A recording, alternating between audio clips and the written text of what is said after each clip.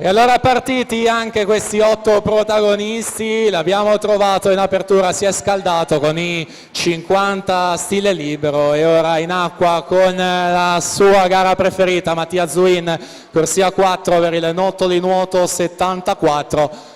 Pluricampione giovanile, nazionale giovanile e soprattutto davvero il salto di qualità la scorsa stagione in campo assoluto con il bronzo vinto agli assoluti di Riccione in vasca lunga. Gara grazie alla quale ha potuto qualificarsi per gli appuntamenti internazionali a partire dai Giochi del Mediterraneo dove ha vinto l'oro di staffetta, ma soprattutto ricordiamo il bronzo davvero importantissimo di Glasgow nella staffetta, sempre 4x200 stile libero.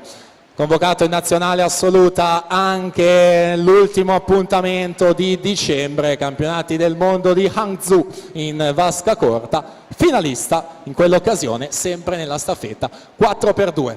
Atleta targato abbiamo detto Nottoli Nuoto 74, sempre presente al Memorial Chiara Giavi, ormai da più di un anno si è spostato a Ostia, quella la sua sede di allenamenti per Zuin, targato anche Fiamme Oro, la sua società militare. Dunque Zuin là davanti con Thomas Ferroni a mantenere il ritmo imposto proprio da Zuin.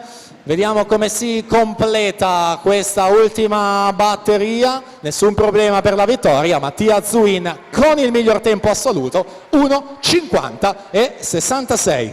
Thomas Ferroni 1:51:27, Federico Mestroni 1:56:45. Quindi ora chiediamo ai giudici di darci la conferma